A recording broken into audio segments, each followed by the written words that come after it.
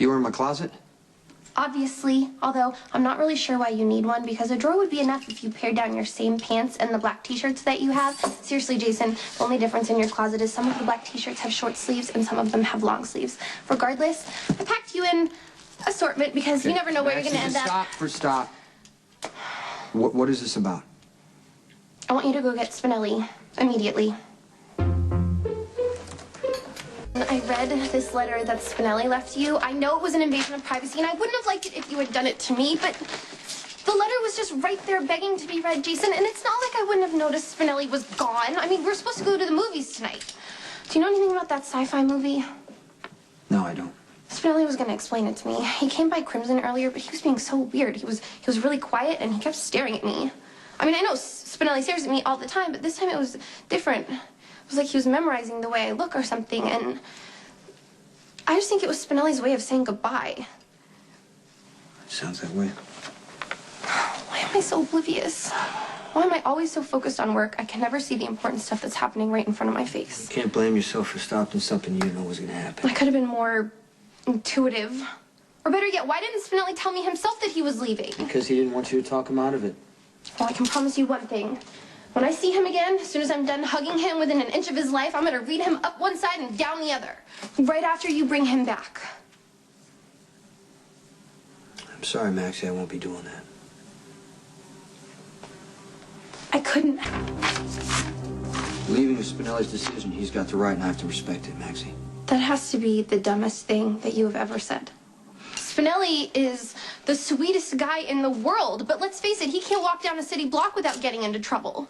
Spinelli lives in this comic book fantasy land where meek and mild-mannered guys wear capes and fly and right always triumphs. But Jason, you and I know that the world is a lot meaner than that. He needs us. You to be the brawn and me to be the light of his life and shield him from people who want to hurt him and take advantage of him. And I know that I've taken advantage of Spinelli in the past, but I honestly, genuinely care about him. You believe that, don't you? Yeah, I do. Come on, Jason, Spinelli needs us. Please forget your stupid manly code and just go get him before something terrible happens to him. And since... What happened? Nothing's wrong. Okay, nothing's wrong. This is, it's good news. Assuming I move forward, and I'm not sure I will.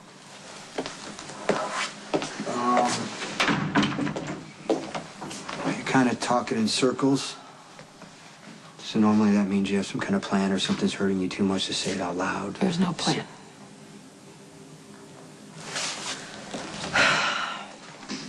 All right,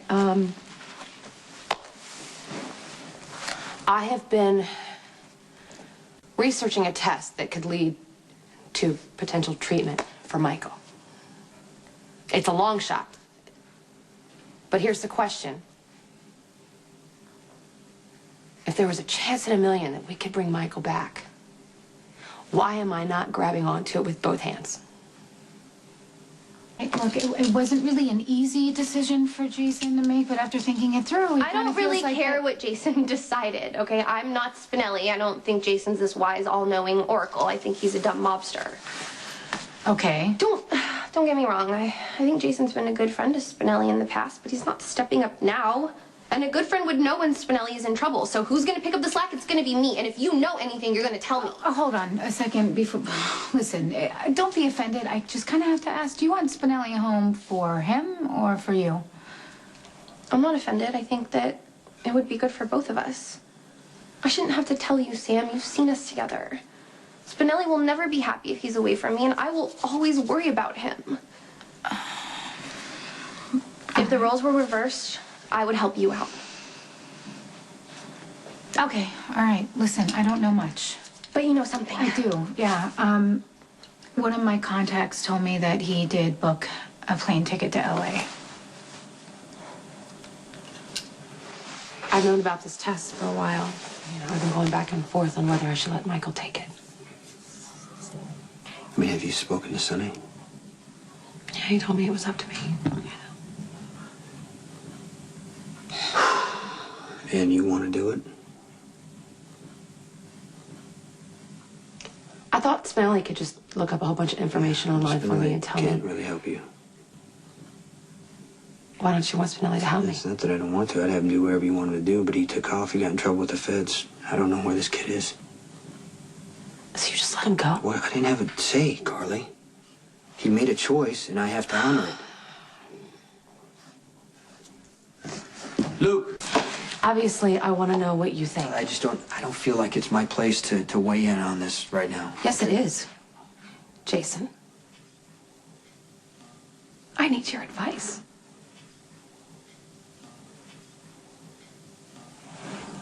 So you said the chance of Michael showing any improvement after the test or the treatment or whatever it is, it's like 1 in a million? Yes, but I mean, if there's really no risk and Michael won't be in any pain. So is that what you're saying to me? There's no risk at all? Okay, it is surgery. They have to put a needle in his brain. There is a risk of infection. There is. Yeah, there is a risk. And if something goes wrong, what, Michael's gonna be worse off than he is right now? If it's successful, this could be the first step at finding a cure for him. Right, it could be, or not. Okay, but don't we owe it to Michael to figure out everything, no matter where it's gonna Really, lead I us? think the question that you need to ask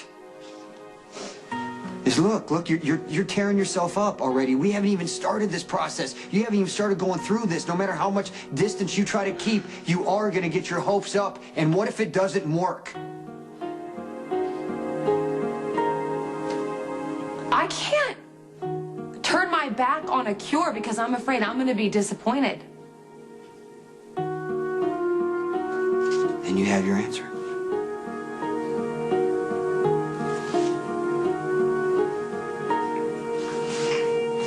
Thank you.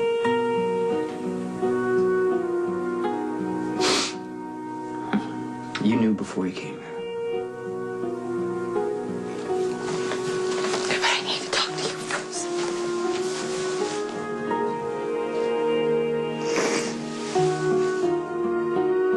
All right, I'm here in the spirit of full disclosure, so please, Jason, please don't try and talk me out of this.